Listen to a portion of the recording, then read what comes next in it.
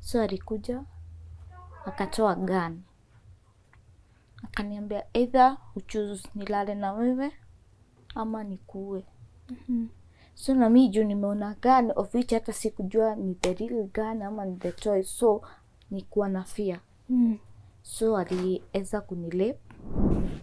Ile kitu ilini hurt most, umekaa ukiwa pure as in hutaki kuinteract na mambo ya wanaume, and then mtu amekuja amekurusha kwa hizo vitu, anataka kukuexpose like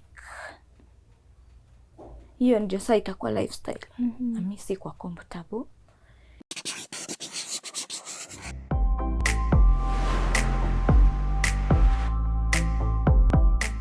Hello Tuko family, welcome to yet another episode of Tuko Talks. My name is Anya Thira and today I am joined by a lovely lady who has gone through so much. She was working in a spa where she was abused at gunpoint by her client.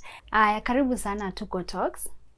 Asante sana. And you know what I loved about you ni the fact that wakati tulikuwa tunaongea na wewe tukipanga hii interview, you said you'd prefer to talk somewhere else, and that's why by the way I want to explain why we don't have the red seats and all that. It's because you wanted to speak here where you feel comfortable, sindio? Yeah. And I want you to feel comfortable, and I really appreciate you for being strong enough hata kukuja kukaa hapa na kutell your story. Yeah, asante. Asante sana.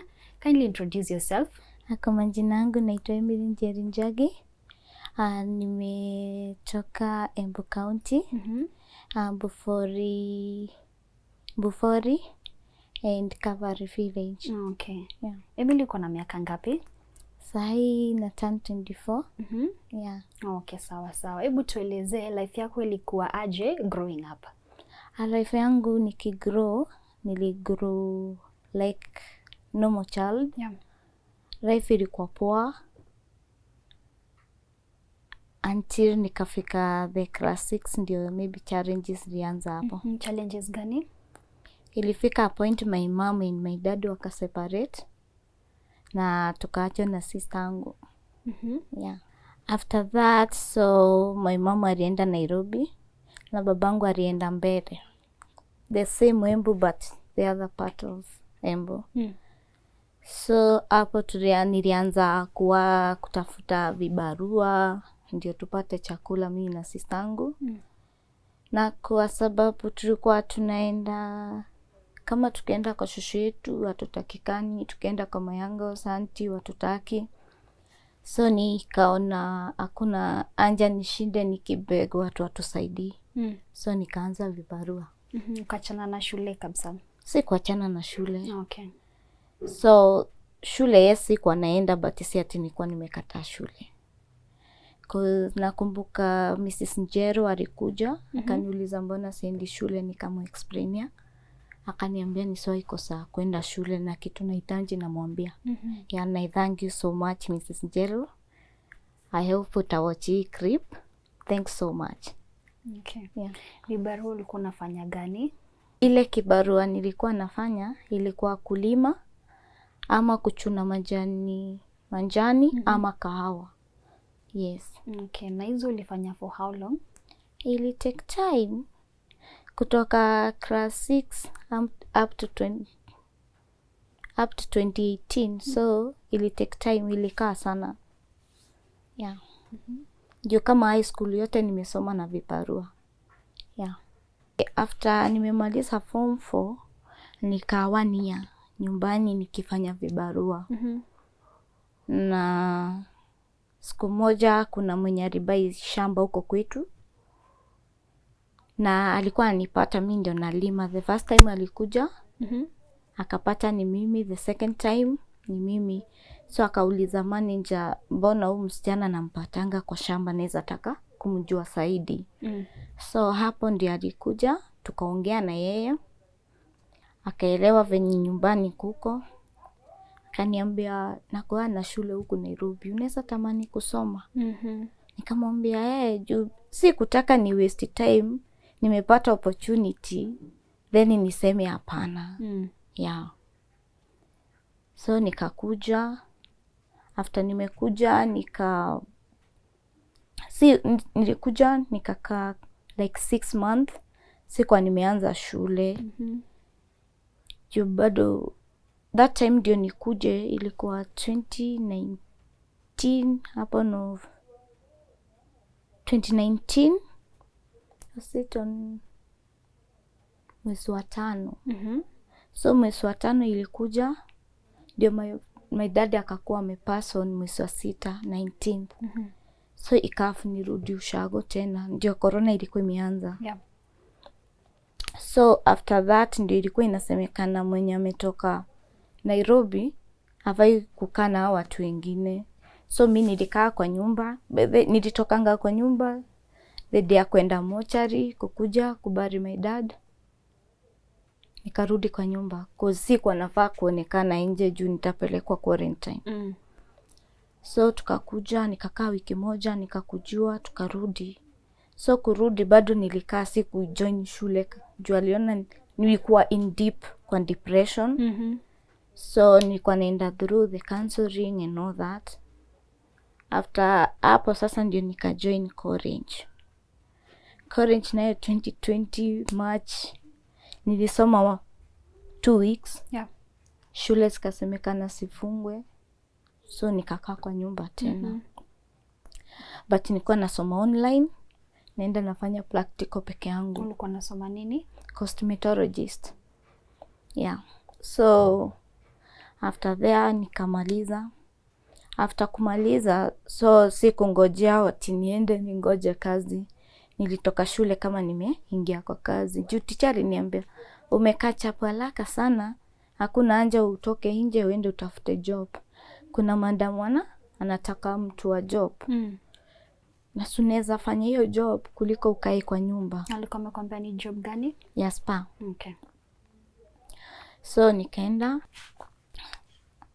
akanielezea kazi ni shampoo area, facial treatment, body massage, na pedicure na manicure. Na kama kuna anything najua ya salon, department ya salon, naweza fanya pia kenye niko perfect nayo. Okay. Na nikasikia iko sawa na nikaanza kazi. So ndio nianze kazi lazima ningeenda niongee na mwenye alikuwa amenileta Nairobi, ameni accommodate. Juu sasa unasikia sitakuwa natoka huko, tuna accommodatiwa. Wana accommodate? Yes. Okay. Ilikuwa nyumba yenye tulikuwa tunakaa wasichana 10. Na hiyo nyumba venye tulikuwa tunaishi pale, tunatoka pale tunapelekwa kazini. After utaamka, schedule ilikuwa uamke, you shower, you take your breakfast, we go. Tukuja kwa kazi. Okay. Yes. Ninyi wasichana wote 10 of you mlikuwa mnaishi kwa hii nyumba? Yes. Nani alikuwa na provide meals na zile vitu za kutumia za kila siku? Madam. Okay. Naye alikuwa anaishi hapo pia tae? Madam wako anaishi hapo, mwenye alikuwa anaishi hapo ni matron. Kulikuwa na matron na chef na cleaner, lakini cleaner alikuwa anakuja akienda. Environment ilikuwa mbaya, but ile kitu ilikuwa mbaya on my side ni hiyo tu, na bo upate client ulale na wao, but the rest was okay. So nikiwa kwa spa, tukitoka kwa nyumba tukuja kwa spa, so my routine was umeingia, umepata maybe client amenyolewa, unampeleka shambwiri, unamuosha, unachoma ndevu. After umechoma ndevu, so unamuuliza kama ana scrapiwa uso ama anafanywa pedicure. Na pia kuna ule mtu atasema nimekuja massage, depending na venye client anataka, hivyo ndivyo utafanya. Hiyo ni kwa spa. Spa sikuwa na any problem nayo, cause hapo najua pako safe, hakuna mtu, watu wanapita wengi, hakuna mtu angekuuliza ama ufanye kenye hautaki. Shinda yangu ilikuwa pale kwa hostels, cause nilikuwa nasikia wasichana wenye tulikuwa na wao, unasikia story mpaka wewe mwenyewe unastuka. Ulikuwa unasikia stories gani? Stories zenye nilikuwa nasikia unaambiwa ulale na mtu ama mtu anakuchukua anaenda na wewe. Pia kuna wale wasichana wamekuja wenye walikuwa wakubwa wangu, wanakuja wanaambiwa walale na wababa. So hao wababa kama mtu hataki anaacha kazi. So unastukia huyu mtu ameacha kazi. But nile hawataki uongee na huyo mtu sana. Hizo ndizo vitu saa mimi zilikuwa zinaniweka uoga. So ikafika na point nimechukia hiyo masanji ya huko hostel. Haya, na unasema like hao wasichana walikuwa hapo wanaambiwa walale na mtu ama hawataki uongee na hao. Ni nani mwenye anapatia na hizi instructions like hao wasichana walale na wababa? Unajua sasa kuna matron na matron anatoa authority inatoka from above madam sasa. Unaelewa? So ikiwa hapo utafuata kenye unaambiwa. Na kama umeambiwa huyu mtu ametaka umfanyie service, hakuna venye utakataa. But mimi nilikuwa na lot of case na madam matron, cause mimi atanichagulia mtu nakataa. Mwambia hapana, ama sometimes nasema niko msika hata kama siko msika. Na wakati mlikuwa mnaenda kesi alikuwa anakuambia nini? Alikuwa ananiuliza wewe ni mbona unambivinge kama mtoto, but ile kitu wako anaelewa ni kitu sijawahi experience. Unaona, na so singeshinda nikimwambia ati singe experience kenye unaniguide nifanye. Ama maybe ni kitu huko unataka kufanya. Mimi siko the first praise hakunieleza. So mimi nilikuwa nafuata the routine zenye aliniambia from the date 1. Hizo ndizo nilikuwa nafuata. Lakini sasa unasikia kwa ameniambia kuna ile kulala na watu. So hiyo ndio nilikuwa nimesema na nimekata kauli sitafuata. So huyo client venye alikujanga mara 2. Nikikataa kumwatendia. Najua wasichana wengine walikuwa wamesoea, hawako wanaona any big deal. Mimi naambia best yangu si umshughulikie huyu jumi staki. Na najua niliambiangwa na best yangu mwenye alikuwa ameacha job. Ukienda ile masaji ya pale lazima ulale na mtu. Kuna ule sasa hiyo ni masaji ya huko kwa spa kwa hostel? Hostel. Oh, okay. Ya spa iko clean kabisa. Okay. Siwezi hata sema ubaya spa. Shinda iko hostel. So kutoka hapo sasa huyo client alikuja kwanza, ya pili mimi nakataa. Nasema sasa ya 3 ndio niliambiwa. Mandamu alinipigia simu akaniambia huyo client amechagua wewe na asiguswe na mtu mwingine. Either uchague kazi umfanyie massage ama uache kazi. Yeye anakuambia umfanyie massage? Yeah, mimi hakuniambia ni kulala, ni massage. Oh, okay. Na mimi nikasema kama ni massage iko sawa, acha nifanye hiyo massage anasema. But nilimfanyia like 5 minutes akaamka. Akaniambia mimi nilikuwa nimekununua. Nikamwambia hakuna kitu kama hiyo nimeambiwa umenunua. Mimi nimeambiwa nikufanyie massage. Nishalipa. So and then compulsory ilikuwa you wear a short dress. Because nakumbukanga mimi zile nguo nilikuwa nazo ili hafu nikabaiwa zingine juu zile zinakaa ushamba. Nani alikubaia? Madam.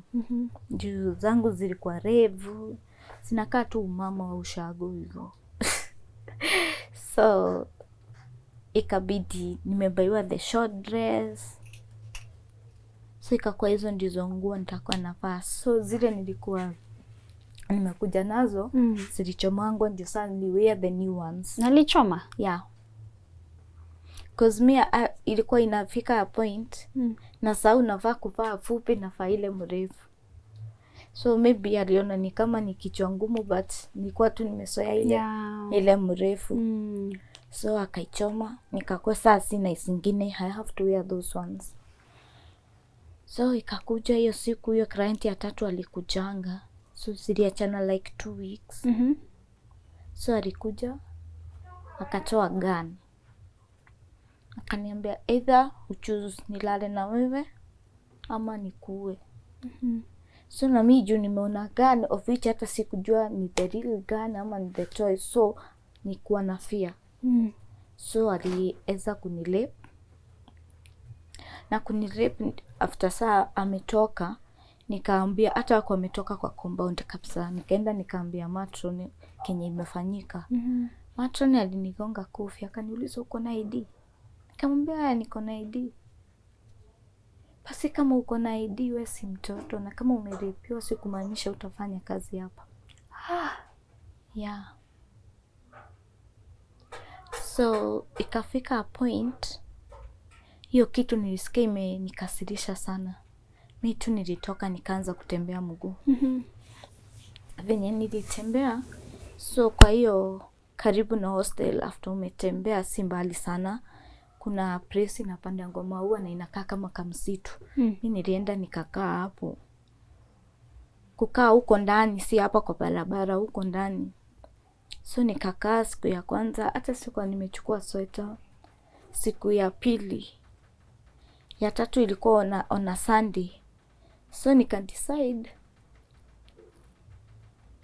before ya hata ni decide niende huko Tatu kwa dam.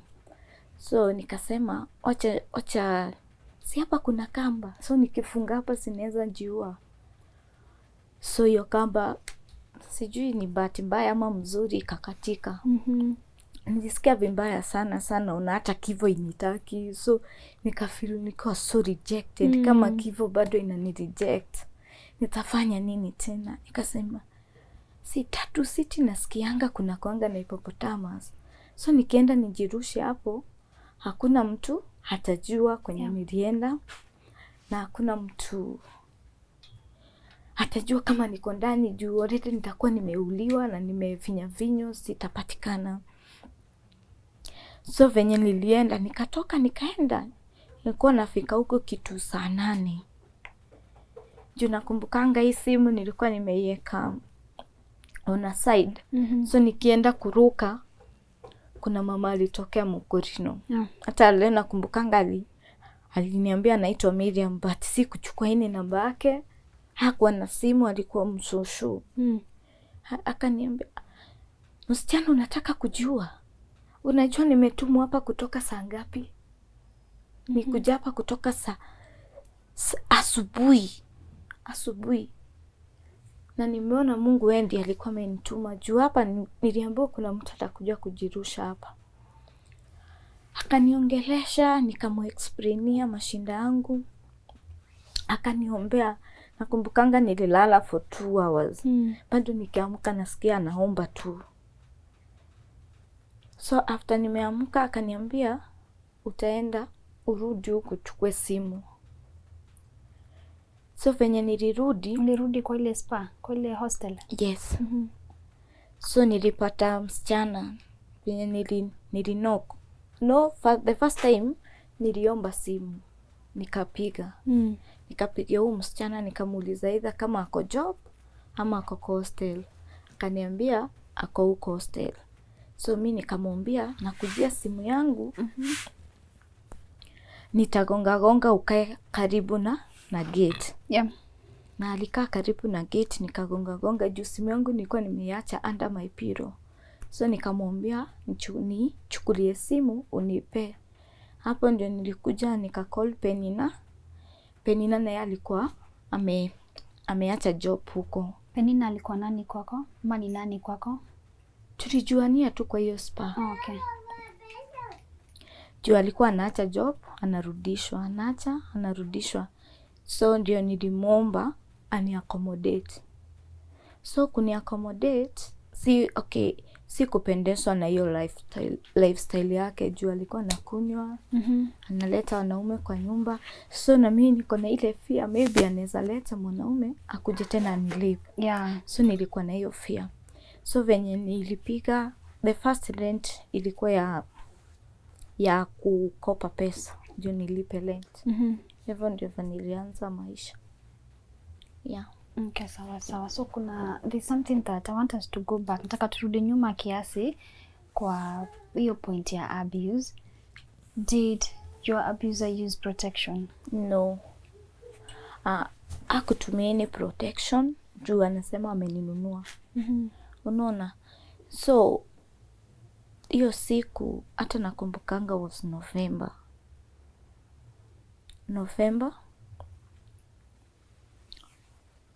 So hiyo siku alinilepu.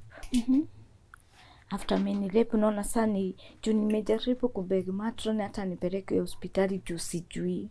unaona, hakubali kunipeleka na mimi sikujua nitaanzaje. And the other thing, nilikuwa na that kind of fear, maybe natoka naenda sijui kwenye naenda, unaona. Na bado unajua ukiwa umekasirika unafanyanga kitu yenye hata ufikiri kenye ita happen next. Ya kwanza nimeona for one, hata nikikaa hapa sitasaidika. Ya pili, huyu mtu maybe anaweza leta the more men nilale nao. So mimi nilifeel vibaya sana. Kwa hiyo muda yote, as in, ile kitu ilini hurt most, umekaa ukiwa pure, as in utaki kuinteract na mambo ya wanaume, and then mtu amekuja amekurusha kwa hizo vitu, anataka kukuexpose like hiyo ndio sasa itakuwa lifestyle. Na mimi si kwa comfortable. And kuna kitu moja mimi nilikuwa nimetake vows na Mungu, nikaambia Mungu, siku yenye sistangu atamaliza shule nianza kufikiria about dating, about nini. So siku hata nafikiria ati itafika point nikuja ati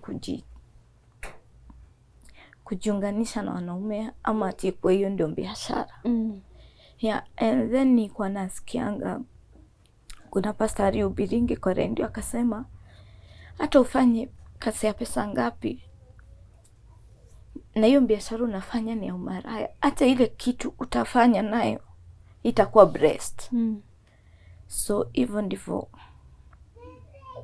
nilikuwa na feel. So hii job nikuje nifanye, yes, sistangu asome poa, but the end of kusoma maybe life yake sikuwa poa. Unaona, na mimi sikuwa nataka ati what I go through sistangu aende through. Yes, unasikia nilianza kumtekea care akiwa 3 years. Yeah. So sistangu ni kama mtoto wangu, and I don't think kuna kitu itakuja kutuseparate. Yeah.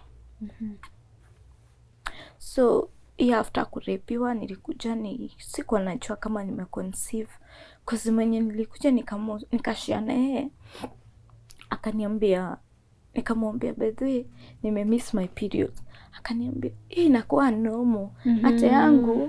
Hata yangu nilikaa for 5 months na ikarudi. So me I was like it's normal, pia yangu itarudi. Did I know nilipata mimba. So hiyo Sunday ya date 9 January nilikuwa nimetoka church. So pale nilitoka 44 mpaka west. Pale nilishuka hivi nilisikia a sharp pain. Si kujisikia tena. Niliambiwa nilianguka, nikaanza kubreed. So wala mama walikuwa hapo wa matunda na mboga ndio alinipeleka hosi. So hata nilistuka sana kusikia nilikuwa na ball juu sikuwa ni expect. Unaona, saa ule msichana aliniambia hiyo ni normal, sometimes inapoteanga hivyo. So na mimi nikaitake, thank God ni for normal. Na ulifilaje ukijua that, because I know a lot of things zilikuwa zina happen kwa akili yako. First umekuwa abused, before you even start healing you're missing your periods, so hauko sure kama uko na mimba ama hauna mimba, and then after a short while you lose this baby. So mimi nisikia vibaya sana. Okay, the first time nilikuwa na a lot of fear. Niende nipimwe, niambiwe niko na mimba ama niko na HIV. Hizo ni vitu mbili nilikuwa naogopa sana. Cause nishaona mtu mwenye ako na HIV live yenye ilikuwa. So my mind ilikuwa ina ring, kama niko HIV pia mimi nitangu hizo ma steps venye unaona alikuwa anaumia. So mimi nikasema mimi sitaenda kupimwa na sitaenda hosi. Sikuendanga hosi. HIV ya kwanza kupimwa, nilipimwa hiyo miscarriage. Cause nilikuwa na a lot of fear. Juu nilikuwa nasema sasa nikisema nijiue, sister yangu na yeye atabaki na nani? And at least ukiwa na sister yangu si the same like niko peke yangu, niko na mtu wa kuongea na yeye. So nilikuwa naona huyu sistangu siwezi mwambia vitu kama hizo, bado ni mtoto, unaona. Sina mtu wa kuongea naye, sina mtu wa kushare naye, so ilikuwa so hard on my side, ilikuwa so hard. Nilifeel nimejichukia sana, let me tell you the truth. Nilifeel kama hii ndio maisha ya Nairobi, I would rather hata niende nikalime ushago. Yeah. Yes. I'm so sorry chenye ulipitia, Emily, and I know it's not easy even just sitting here and sharing your story. Najua you have to relive that moment every time that unakumbuka, and I'm really sorry, but I want you to know that today your story is going to be hard. Okay, Emily, yes. After the abuse, I'm trying to understand your story. Ulikuwa umechanganyikiwa, you were in a lot of pain. Did you think of reporting the matter to the police at least ndio hata huyu perpetrator aweze kukamatwa na akuwe prosecuted? No, the first place mind yangu iko ring niende kwa police. Yeah. So najua bado hata ningesema niende sijui pahali. And another thing, nilikuwa na a lot of fear, nitaenda niripoti nianze aje. Nimelepiwa. Cause the moment sometime ukiambia mtu umelepiwa, it's like unalepiwa aje. Unaona? So nilikuwa mi hata ile kitu ilikuwa ina ring kwa mind yangu ni kujiua. Sikuwa naona ati niende police. Juu hata ukienda police utaulizwa uko na evidence umerepiwa, unaona. For one, si kwenda hospitali. So nilikuwa naona hata nikienda nitaulizwa ulirepiwa aje, unaona, na evidence iko wapi? Kama una hiyo, hii Kenya, I don't think Kenya unaweza saidika kama hauna pesa. Na tunaona sikuwa na anything. Mi yenye ilikuwa ina ring kwa mind yangu ilikuwa kujua. Yeah. Okay. And then nikuwa as in kwa polisi nimekuja kuenda after, cause nimekuwa nikireceive threat call. So naambiwa ni remain silent, nisiongee. Nani huyo anakupigia hizo simu? Sijajua ni nani, cause ya irate number. And nilireport na hiyo issue bado inashughulikiwa. Okay. Yeah. That's nice. At least umeanza hiyo process ya kureport, kutakuwa na investigation, si ndio? Yeah. That's nice. Juu niliona naweza nyamaza and then nipate nimeuliwa kama babangu. Unaona sitakuwa nimesaidika. Yeah.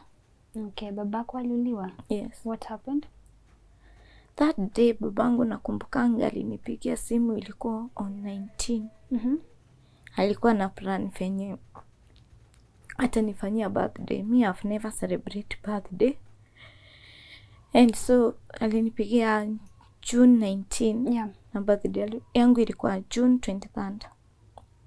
So but alikuwa ananiambia kuna watu wana plan kumuua. Ilikuwa at night. Tuliongea sana.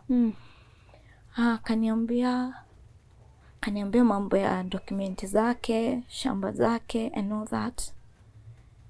But cause siku connect anything.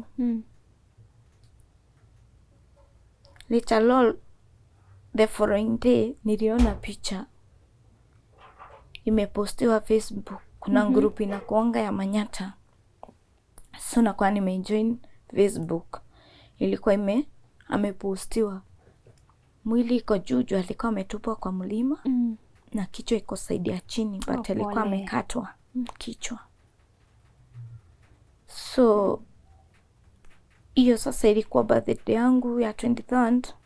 Sikufanya 24th ndio alikuwa na siku. Yeah. Juu ilikuwa inasemekana mtu wakati wa corona asikae sana. Yeah. Okay, pole sana.